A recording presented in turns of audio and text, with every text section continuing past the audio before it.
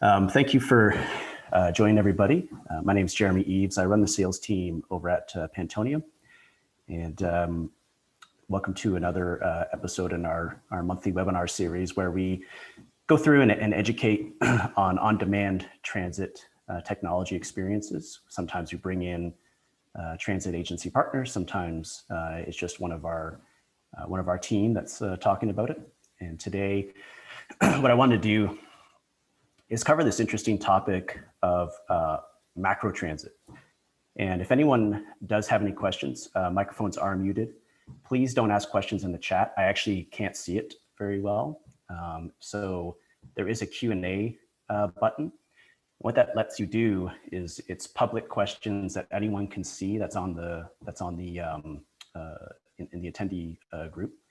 And you can upvote different questions. So if we get a lot of questions, then the ones that get upvoted are the ones that will get answered. So, without further ado, I think I'll kick off here. So what is Macrotransit and why did we come up with that term? And it's actually pretty simple because there's this technology transition that's starting to hit public transit. Is trying to solve a problem, right? And it's not like we identified the problem. This problem existed for many years, as far back as fixed route transit was offered. And that is, how can you give service to everybody at a reasonable cost? And at some point, you have to target ridership, so moving the most people as possible with the resources you're given. Or do you want to target coverage to get access to the most people? So it's an equity versus productivity question.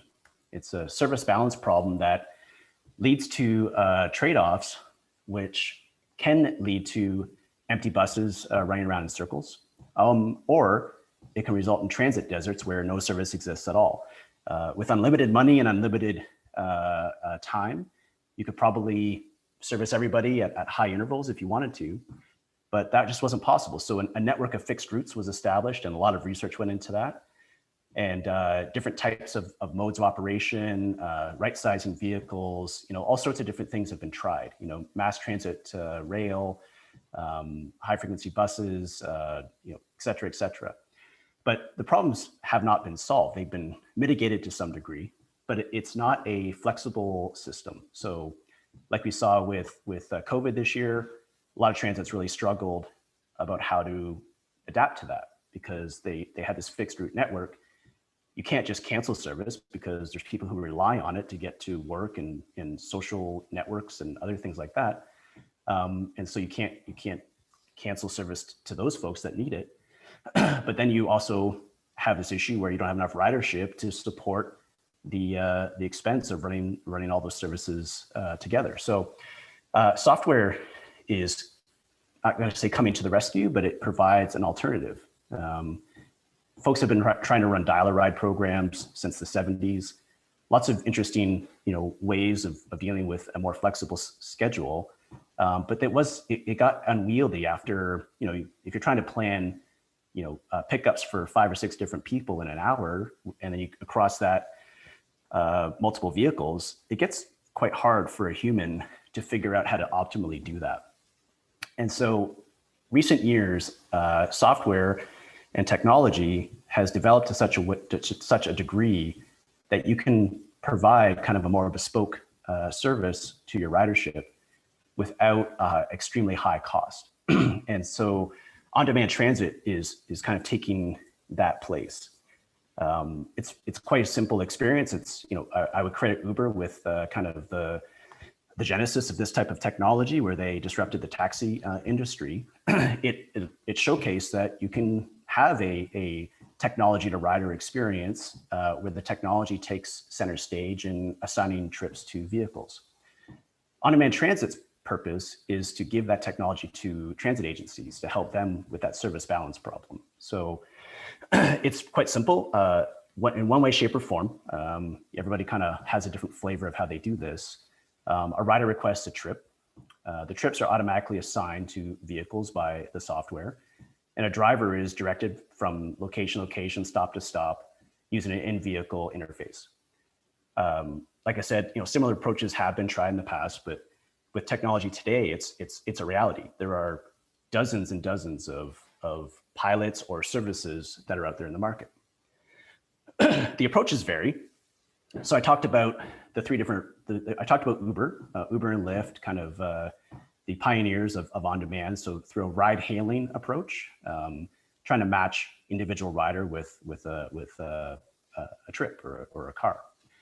There's OnDemand Transit, which is becoming a crowded field. A lot of players there. The four that I have listed are kind of the early entries, but there's more that are on their way.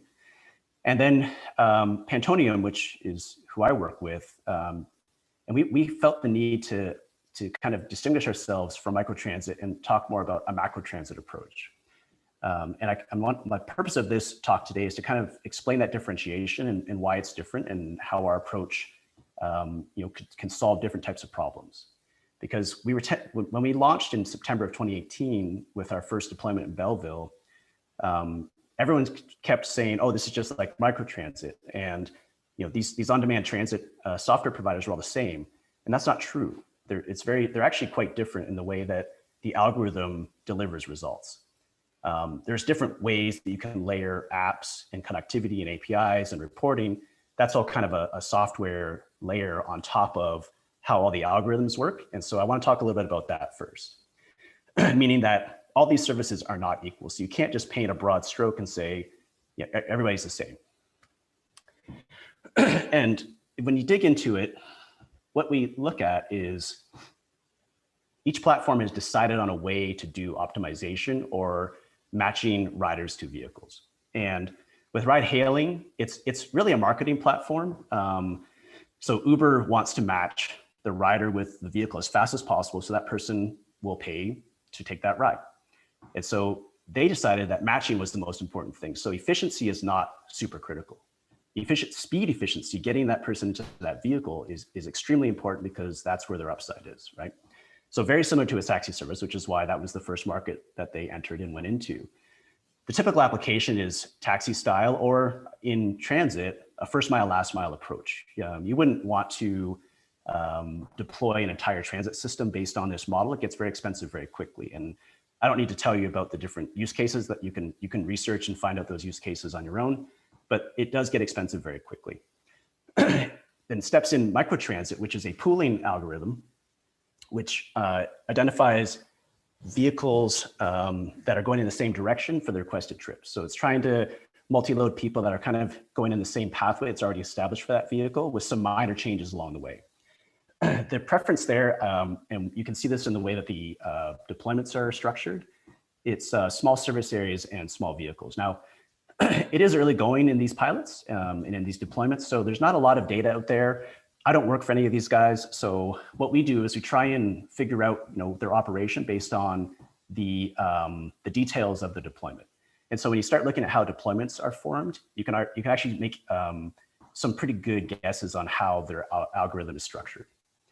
Very similar to demand response or like a paratransit system, where you can expect, typically they're getting 2 to 3 rides per vehicle hour, but I've seen some examples where they're getting up to 6. And then we have Macrotransit, which, excuse me, global optimization, which is very different from pooling. I'll talk a little bit about that. But when we came up with this platform, it was actually designed from the ground up to be as similar to conventional transit as possible. So we wanted to move lots of people, large buses, large vehicles, large service areas, minimizing transfers without impeding and in fact, actually making big improvements to the rider experience. So our goals are somewhere in the, anywhere from, Microtransit, which we can do, all the way up to, 20-ish rides per vehicle service hour, and that has been possible in the past. And it's the algorithm that actually defines the approach. You can't just say, I want to do continuous global planning for all vehicles if you run a pooling algorithm. It doesn't work that way, right? Uber can't just get into the pooling game. They did for a little while, and that experiment has kind of been up and down, depending on where they're launching. So it's not simple to switch the way that you take that approach. So how do you identify a pooling algorithm? Well, typically what you'll see is that if you want to deploy to a larger area, you have to chop that area up into smaller zones and or deploy a lot of small vehicles. So what you'll see is like 3 square mile zones, or some way, shape, or form fashioned together to kind of cover a large area. You have 1 or more vehicles within that zone. Or if you take a larger zone, then you dump a bunch of vehicles in there so you can get the coverage that you're looking for. Vehicle routing problems are quite complex. They're not linear. They're not linear. It's not like the number of vehicles goes up and the number of trips goes up. It's a linear approach to solving. It's called an NP problem, which is a factorial, and that gets crazy very quickly. And we're talking, if you have 10 vehicles that have to carry 10 people each, you're in the quadrillion types of solutions, and that would take years and years and years for a computer to solve. So, these solutions, it's not like if it was easy, it would have been done a long time ago. It's only because in the most recent years, the computing power has stepped up to allow for speed of solving. But even with that speed of solving, the type of way that you solve can take more time or less time. And so with Microtransit, it doesn't operate as quickly. It's a different type of algorithm that takes a little bit of time. So you have to make some different concessions when you're doing that solving. And so when you take vans, so smaller vehicles and small service areas, it helps speed up that response time. One of the limitations is that you can't travel between service areas. You can't share vehicles between service zones. And if you do, you have to transfer at some point. So it kind of affects the rider experience a little bit from that perspective. And it's a bit slow to respond to cancellations or other unknown events. It's got a bit of a delay. And so you can't offer a complete rider experience there, because you're not going to see the productivity if you start adding in a bunch of changes and cancellations or early bookings and things like that. So we'll dig into that a little bit. And when you go through simulations, there's actually a bit of a natural limit of about 5 riders per vehicle hour when you simulate with 1 rider per trip. So if you take these into account and you look at the way the deployments are structured, you'll see that there is a similarity there. Our approach is a different approach. It's actually tries to solve the macro system. So it's a global optimization. It pretends it's continuously operating. We solve global planning in under a second. And what that means is we're looking at all the trip requests, the times, all the different characteristics, all the available vehicles, where they're positioned, run through thousands of iterations in under a second to determine the best possible utilization of all assets, all vehicles, with minimum violations to late arrivals or pickups and drop-offs. And we're always reevaluating. So even if we decide that a rider goes on bus 2, and then 3 seconds later, because of different changes, that rider is now going to go on bus 3, it's all behind the scenes, and the rider doesn't see any differences except maybe a couple updates to their ETA or minor tweaks that way. But what we're trying to do is constantly evaluate a better vehicle utilization, better rider experience, and actually trying to improve that rider experience. Large service areas are preferred. We can handle up to like 70 square miles, but really it's about the number of vehicles that you want to put into that large area. And we can handle up to about 20 large buses, so full-size buses. One key advantage of this is that we do coordination with other services, not just connections. So you don't just say, I want to go to this location, get off the vehicle, and then wait for the next vehicle to come along or hope that it comes along. We actually are working with the other service times. And so we're using that GTFS information to make sure that that rider is dropped off ahead of the next vehicle or to get to their end destination on time. We make sure that they have that plan defined so that we're not just dropping them off and then hopefully they get the next vehicle. We're going to get them before that vehicle shows up. So it's more of an integrated effort as opposed to just a transferring. So let's look at some deployment characteristics just to kind of reinforce the differences between these two types of solving approaches.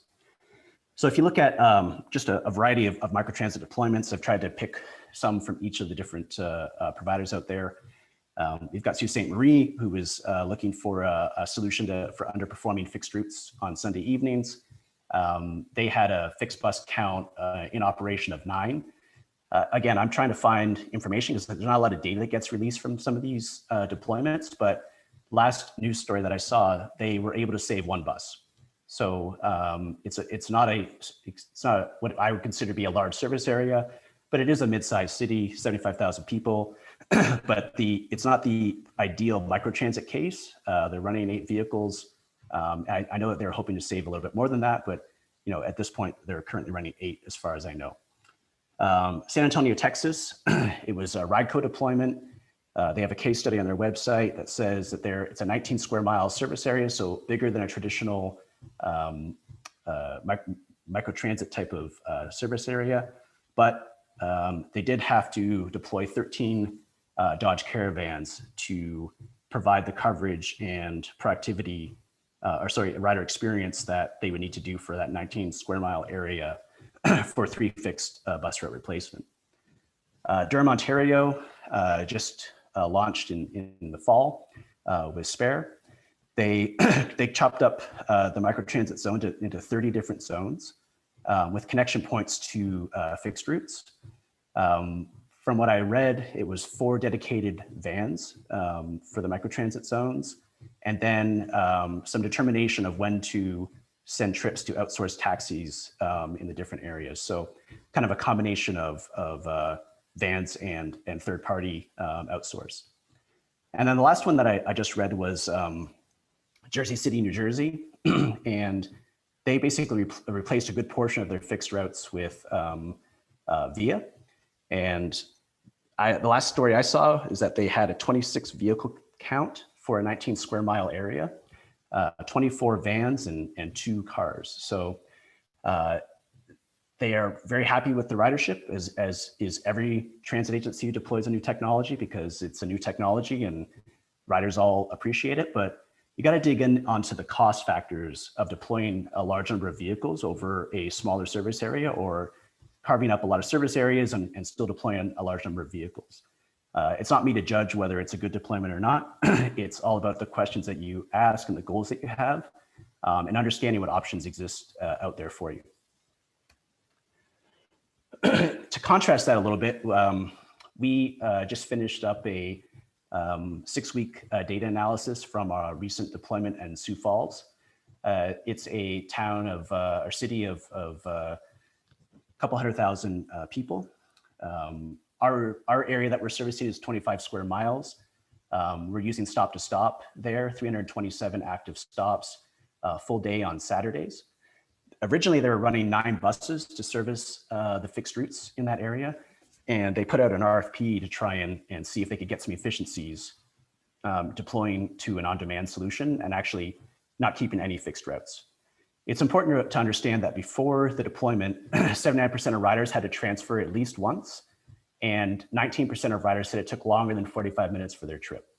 So Sioux Falls put out the goal of a 15-minute average wait time for their ridership for an on-demand solution. They wanted to see 90% of trips 30 minutes or less, and 90% of trips within 5 minutes picked up within 5 minutes or less of quoted time. And they gave me permission to share this information. We just presented to them last week. But the outcomes after 6 weeks were for an on-demand solution, a Macrotransit solution, is 14-minute average wait time, 81% of trips 30 minutes or less, but only 8% took longer than 45 minutes. So if you compare that to before, 19% of riders were riding longer than 45 minutes already with fixed routes. 93% of trips were picked up within 5 minutes or less of quoted time. And we've actually been able to save them about 3 vehicles, 3 full-size buses with the Macrotransit algorithm providing that rider experience. And one key metric is there's no transfers across that whole service area. So before, almost 80% of the riders had to transfer once. Now they don't have to transfer at all. So it's important to when you're looking at implementing an on-demand system, you have to dig into the impact to rider experience and assess for yourself what barriers there might be to ridership adoption. And so I'm just going to go through a quick list of differentiators that you could look for when you're assessing a system. This is, again, from information that I've tried to find on my own based on my own research. These answers may not be the case for all providers, so make sure you ask your questions and do your research and get the answers that you need. But in general, as a summary, ours is a global solver, so we're assessing all vehicles, all trips every millisecond, and constantly looking for new solutions. Others are using a pooling algorithm, others are using a matching. Look for, are you trying to solve a problem for a large service area or a slice of a service area? Is it 3 square miles or 80 square miles? What's the right approach? Because of algorithm differences, I don't see the microtransit deployments offering ad hoc boarding, which means that if someone doesn't have a trip booked, that they could still go to a bus and ask the driver for a ride. Whether that exists or not in microtransit, I'm not sure. I haven't seen it, but it's possible. One of our advantages is that we can actually have the rider request a drop-off time. So if you have to get to work by 7:45, say that I want to get to my stop by 7:30 or 7:40, and our algorithm will give the rider a pickup ETA so that they can get to their destination in a guaranteed time frame. We can put on fixed stops, which means that some riders or some barriers to ridership is that a lot of people don't have smartphones, or if they do have smartphones, they don't have a generous data plan. And so they don't feel like they want to download an app, or they don't want to use the app to book a trip. And so they shouldn't be forced to have to use technology to book a ride. Everybody offers the ability to phone in and have someone from the transit agency book a trip for them, but then they lose track of when that vehicle is supposed to arrive, and they could end up being a no-show, which is quite common. So a fixed stop means it's not a fixed route. It's a stop that has a scheduled pickup time. And then the driver can put in a destination and for that rider when they board the trip or when they board the bus. And this does not have an impact on our algorithm because it just automatically resolves future trips and assigns them to appropriate vehicles to meet the rider requests. So again, I talked about service connections. We do coordination. So you can determine when you want to get to that stop, and then we'll give the ETA for the rider so that they can get there on time, as opposed to them having to plan out their own trip to make sure that they get to that location on time. The booking period or booking horizon for a rider is very important, and I'll cover that data in a second. But a lot of the microtransit deployments only allow booking a trip within 1 hour of the trip time. Some are allowing the same day, some are allowing ahead of time. But even when an important question to ask there is, what impact does it have on the productivity of the algorithm? And that will show up in the trip availability when a rider is attempting to book a trip. Will a time slot be available or not? And that's an important delineation. Again, vehicle size. We'll use the vehicle that the agency has available. So you don't have to recapitalize, you don't have to purchase any new equipment. We prefer large vehicles, but can work with any vehicle size. Again, where microtransit typically will prefer small vehicles. And performance is important because, we've seen numbers up in the high 20s in terms of ridership per vehicle hour, but we could get anywhere from 1 to 20. It just depends on the geography, the ridership counts, the origin destination pairings, that type of thing. So somewhere in between 1 and 20 is what we would expect. Whereas the microtransit, you'd see typically 2 to 3 rides per vehicle hour, but I've seen up to 6. And one other key example is web browsers. We have a browser booking tool that mimics a app very, very closely. And on microtransit, I haven't seen that to be typical, although I do see some are offering that capability now. So talking about barriers still, allowing riders flexibility in the way when they want to book their trip is extremely important. The booking horizon kind of creates that convenience that riders are looking for and that certainty that they're going to get a ride when they've asked for it. And so if you look at this is across all of our deployments. I did a calculation of the types of booking behaviors, and these numbers are in percentages. So for typical microtransit booking horizons, which is either within an hour or ASAP, 49% of our trips we see booked that way. The rest are booked a combination of within a day, so another 38% book within a day. 7% are booking at the bus, so 7% are riding ad hoc, and another 6% are doing within 2 days or more. And so you're seeing that when people have the option, they are half the time they're choosing a period outside of what you would typically see with microtransit options. So really quickly, just a example of the advantages for microtransit. Excuse me. We want to use your existing infrastructure, no new vehicles. We do coordination with other transit services, lots of ways to book trips. Riders can select a pickup or a drop-off time. Booking horizon is configurable by the agency, so it's essentially unlimited. We allow for overlapping services, whether it's conventional or specialized. We can do door-to-door, door-to-stop, stop-to-door. The right vehicle will get assigned based on the rider's characteristics. So if they delineate that they need to have, a wheelchair, then a wheelchair configured vehicle will go and be assigned to them. Conversely, if you want to roll on-demand services across both fleets, any vehicle could go and pick up an able-bodied person, right? So you're naturally going to get huge performance benefits from combining those two fleets together and serving the riders with the most convenient vehicle. I'm going to talk a little bit about some specific types of features that we offer that are unique. One of them is called Greens, which is for fixed route and on-demand integration. We have the fixed stop times, which I kind of covered, and we'll dig into that. So how does ad hoc boarding work? Well, you didn't know, that the service was switched over to on-demand, or you don't have technology, or you don't care. You just want to be able to get on a bus. That can still happen. So riders can flag a bus down, jump on it, and the driver will enter their destination. Don't need to enter the origin, obviously, because they're already there. And they will be taken to their destination and arranged by our algorithm. So there's not a lot of thinking that has to happen. It's just person gets on the bus and they're taken to their destination. Sometimes we asked, are they given priority or are they given lower priority? No. This is a fully balanced algorithm. So it's just trying to give everybody a balanced approach.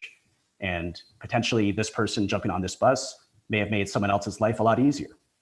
Just depends on how the outcomes shake out. A fixed stop feature is kind of what I covered a little bit. So you'll see an example further down where we really help define what a fixed route can look like using on-demand. But what we like to see is a stop analysis. So when someone rolls out on-demand service, you can see the most common origin and destination pairs. You can see the most common stops that are the origin for a trip, and you can see the most common stops that are destination for the trip. So what you could do is if you start seeing high volumes of people asking for trips from a certain origin, we typically see that being the bus depot or a local Walmart. You could start setting up standard pickup times so that folks don't have to book a trip. So for people that don't have technology, like we talked about, we don't want to leave anybody behind. You can set these times that the vehicle will be there to collect the folks that are waiting and don't have a trip assigned. So when the bus pulls up, the driver would board the various folks that are coming on. And if someone says they don't have a trip, the driver can just enter it for them. And again, that does not affect the overall performance of Macrotransit. It's actually a very beneficial tool because it's not always just about efficiency. It's about not leaving the rider behind and making it easy for them to take a trip. Here's an example of what coordination would look like. So instead of asking for a destination and saying the time that you want to get there, you can set transfer points up for the riders. And those obviously would be, connection points for commuter lines or other types of services. They would select a transfer point. When they select that point, a schedule will show up to let them know what times that vehicle will be there to take them to for the rest of their journey. They could select that time, and then we'll back calculate and give them a pickup ETA so they can get to this location, this transfer point on time, and jump onto their next mode of transportation. The grain feature is it allows you to use the best services for the geography. So when I say that, I mean, we are fans of fixed routes. We think fixed routes are great. They're great in areas where there's high density and destinations that people want to go to and very well-defined ridership. That doesn't mean that one fixed route can't be adjusted or that an on-demand zone couldn't help feed into a fixed route. But in the case where an on-demand zone is either connected to or adjacent to a fixed route, and riders want to continue their journey onto a fixed route, then they can select the origin being an on-demand stop or location, and they can join a fixed route at a designated transfer point, but they cannot select 2 points that are on a fixed route to take an on-demand trip on. Otherwise, that would circumvent the whole reason for having that fixed route in the first place. So what it is, it's an exclusive stop list that can only be accessed on the fixed routes. If they won't even be able to select those points if they tried. And if they were able to some way, they wouldn't be allowed to take that trip. So it's a way of connecting 2 types of service together in a similar geography without cannibalizing the ridership from the fixed route.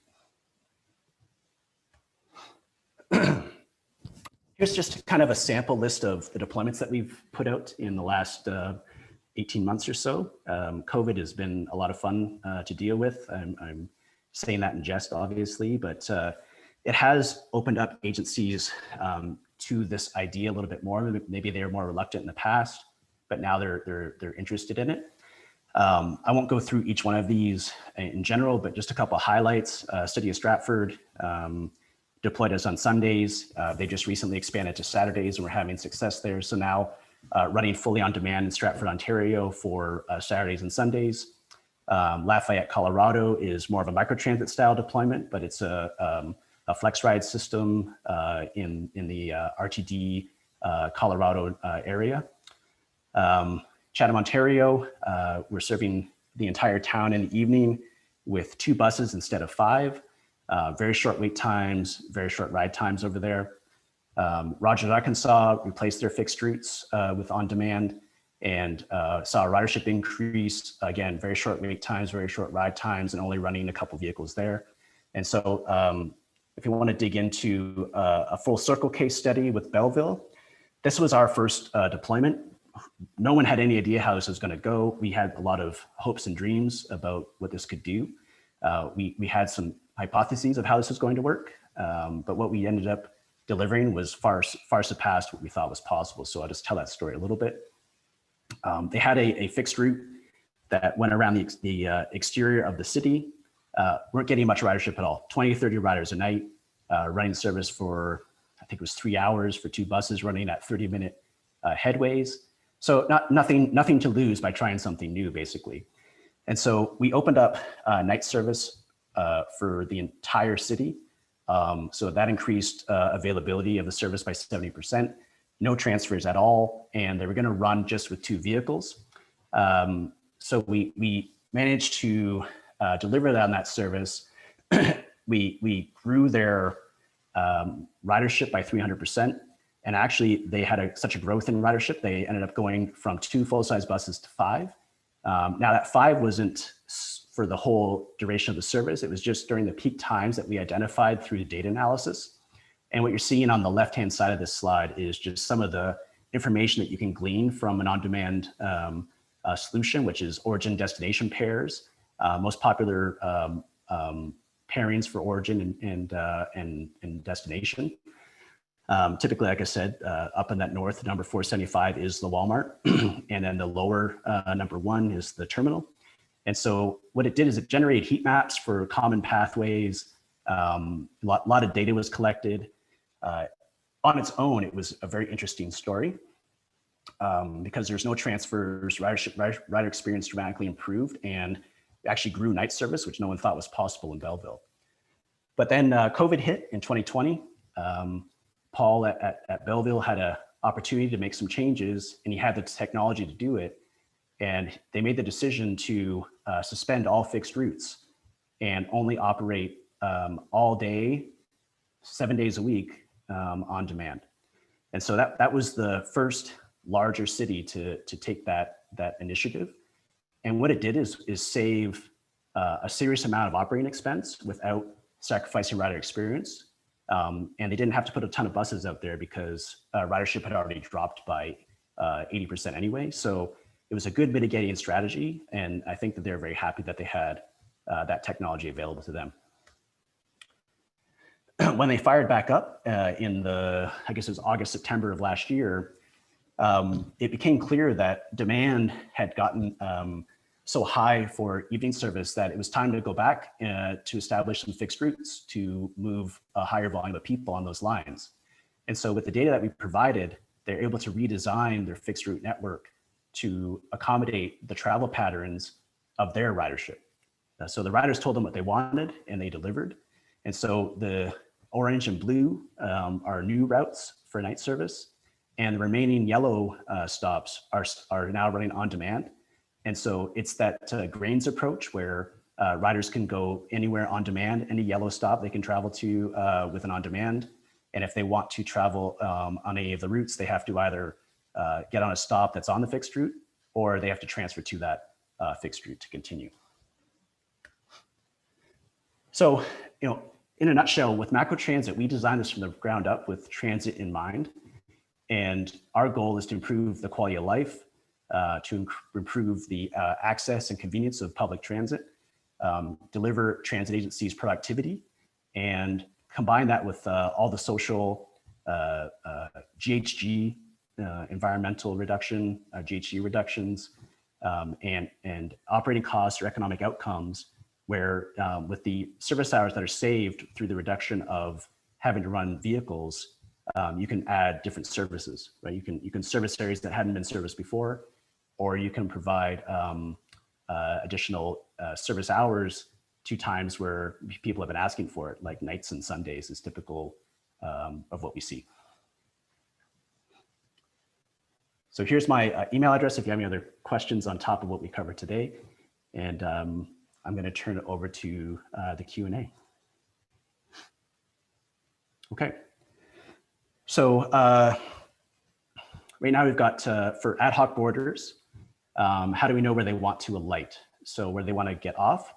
The driver, they tell the driver, and the driver on their tablet interface can just basically open up a map on the app, select the destination, or they can search for it if they have to, and it's basically a couple clicks, and they can put the trip in for the rider. Okay.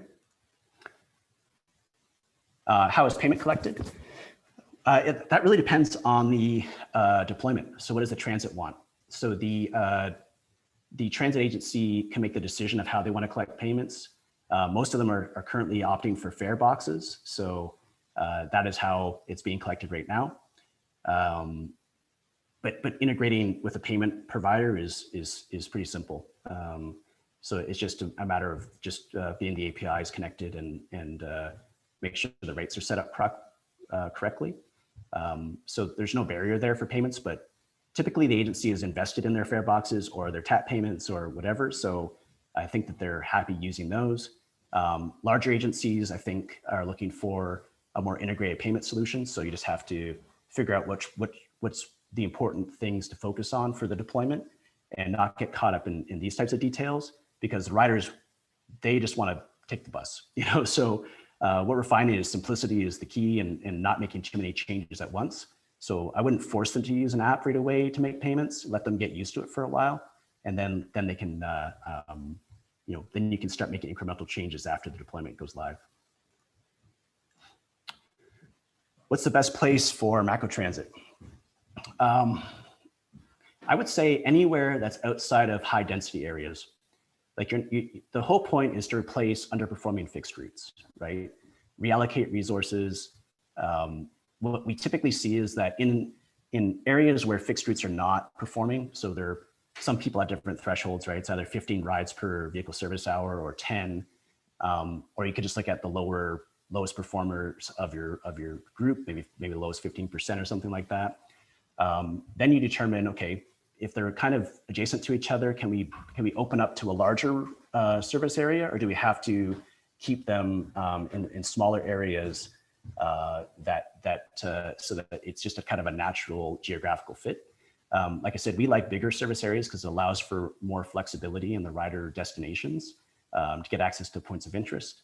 What we do, the way we approach it is we do a ridership analysis, talk to you about the productivity of those fixed routes, and then make some suggestions on where you could put a good deployment to start gathering data and offering that service for riders. So typically it's kind of mid-density or low-density areas, but in general, it's just where you have underperforming fixed routes. What type of tablet?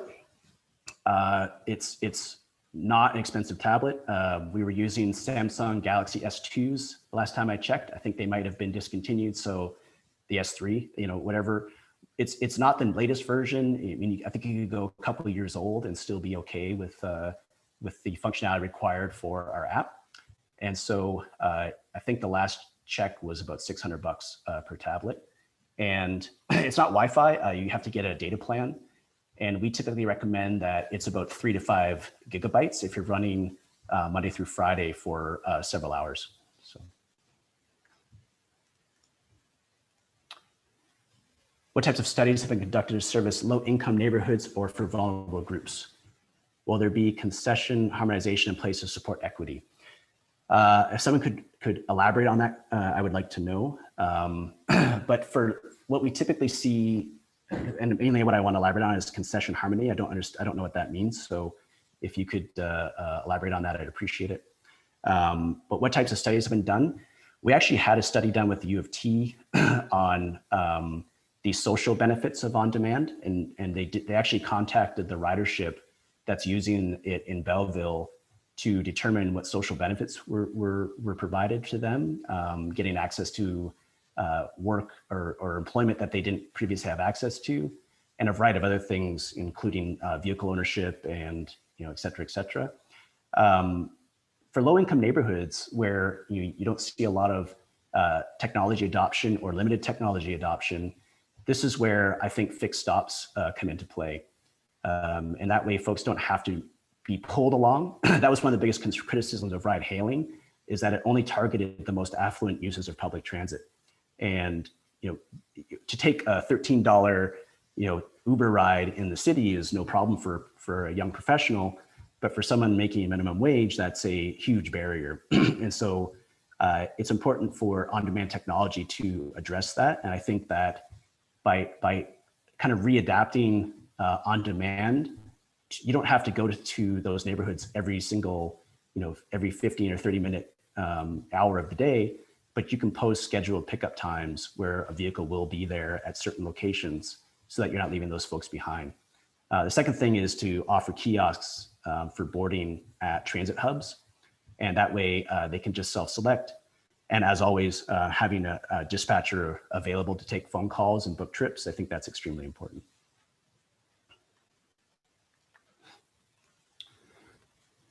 The ridership in Sioux Falls has not changed from fixed route to on-demand. Now it's COVID numbers, so we're dealing with that right now, but there has not been a drop in ridership. It's been consistent. Belleville has not combined their conventional and specialized services yet. That is the next step, I think, in our evolution with them. And so what we'll have to we'll publish that information when that comes up. What is the meaning behind the name Pantonium? It's a new element in the periodic table. So no, it's Pantos is I think it's Greek for everything, macro. So that's where it came from. What kind of cities prefer Macrotransit? My favorite ones. Those are the ones I think are the best. No, it doesn't matter. you can cover small and mid-sized cities, so tier 3 cities, tier 2 cities, tier 1 cities. It's not about the city, it's about the characteristics of service that you're looking for.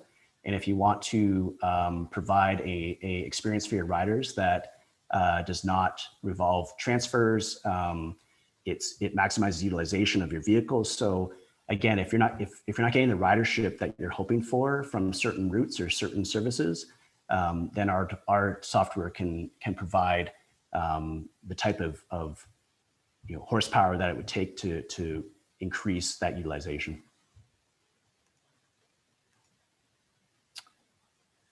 I'm just gonna do a quick time check. I've kind of lost track of time. Okay, we've got 10 more minutes. Bring all your questions. How customizable is the setup on the back end? It's quite simple, but also quite complex. So it's not you couldn't just sit and intuit how to use it. We provide a lot of training behind the scenes and extended support. But the things that you want to configure are the things that affect the performance of the algorithm. And so things like maximum wait time, maximum ride time, stop schedules, which you can configure to be on and off as you need to. Turnaround locations are limited, so we do rely in some scenarios on local knowledge to make sure that drivers don't do that. We're not saying that you should be driving through residential areas with full-size buses. And so those are things that we do consider in the algorithm, but it's also important that you don't just follow the navigation or guidance blindly. It's important that you have some local knowledge of where you're going and going from and to.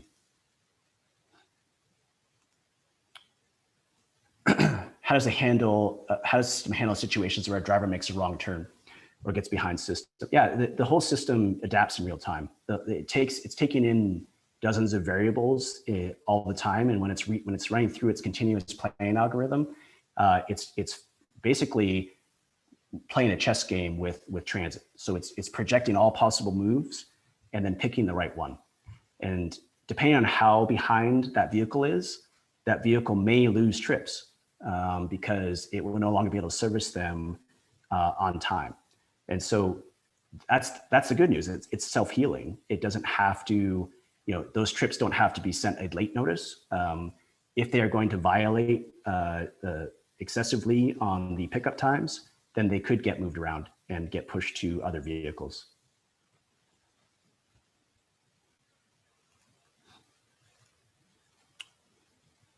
So wheelchair accessible vehicles are available. You can just designate them as accessible in the platform. And that way, if a rider says that they need a wheelchair or a space for a wheelchair, then only a wheelchair accessible vehicle will be sent to them. For our paratransit deployments, there's a bit more granularity on that. And it's a bit more than I want to get into on this talk today, but it's the type of optimization that you could set up that says you can even get down to the stop level to designate your stops as accessible. And so someone that's trying to ride that relies on a wheelchair for travel would not be able to select a non-accessible stop. That's up to the transit agency to set up if they want to. So. If I want to use macro to get to a transit stop Monday to Friday, do I book each evening, or can you set it for weekdays, etc.? Yeah, you can. So, Amanda, that is a question for the transit agency. We give them, they can limit how far ahead or how far the booking horizon is. But yes, typically you can set it up for a week ahead. And you can set up your trips for each of Monday through Friday for each of the characteristics that you want. And again, if we highly recommend that if folks have to get to a destination for an appointment or for work, that you set a drop-off time, right? And not a pickup time.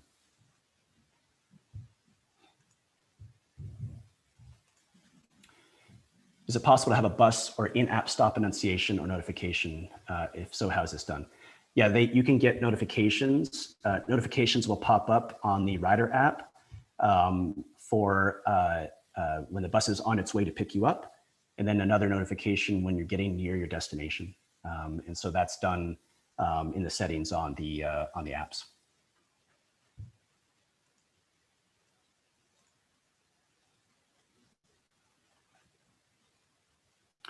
In what mode or category from Macrotransit service are U.S. agencies using to report performance to the NTD reporting?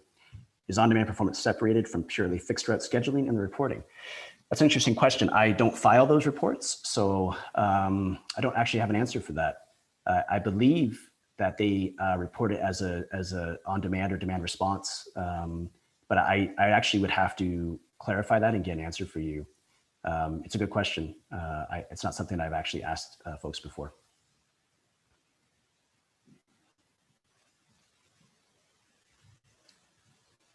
Was there any integration with CAD AVL providers to provide GPS locations of vehicles so the rider could show up to a stop knowing a bus would be there? That's something that we're working on. Integrations to other services is now in our drawing board. We were first working on the back end. Let's get the optimization right. Let's get the features and functions right, and then we work on integrations. So I suspect that we'll see more integrations coming down the road. And basically, the way that it works for us is in a deployment, if it's something that you want to see, then that helps us prioritize the types of integrations that we're going to do sooner than later.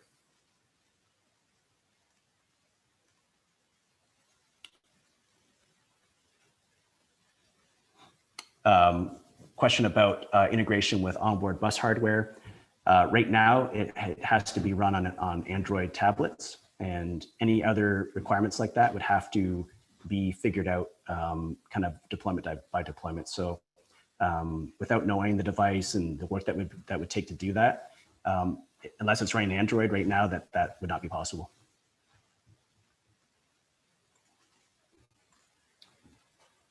Another question, does the algorithm choose the driver's route on the fly?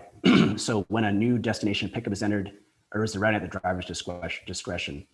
The algorithm directs the driver from stop to stop. It's in ultimate control of the path that the driver goes on.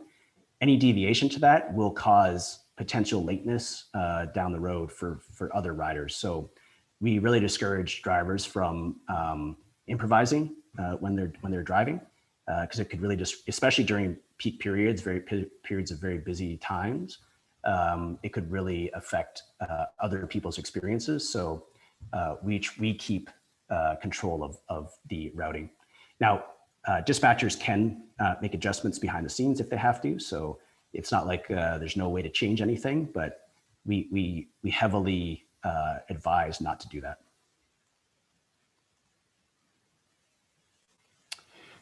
In our experience, what percentage of on-demand transit users do not have access to mobile or web access to book trips? What alternative solutions are available? So in our experience, about 30% of transit riders don't have access to smartphones. And then I don't know the details of those that have smartphones but don't have robust data plans. So more than 30%. The alternatives I've covered a little bit, but one of them is to call in to a phone number to book your trip. You do lose visibility to ETAs, but you're given a range. So the rider just has to make sure that they're at the stop at the start of that range, and they just have to wait no more than 15 minutes, and they would have access to a ride. Alternatively, with a fixed stop functionality that we're deploying, you can set up fixed times for popular stops where people know that there's a pickup that's going to happen at that time. So they could just go to that particular location and jump on the bus when it shows up, and then the driver will book their destination for them. As a follow-up, what do you use for route timings for on-the-fly routing? It's our own software that we have developed, our own technology. So we the algorithm is again, it's calculating thousands of iterations under 1 second and determining the best possible routing for all vehicles to service all trips. And so in that assessment is where the route timings are calculated. So it's all behind the scenes. It's in our own unique approach to solving these real-time people transportation problems. So it's our own proprietary technology.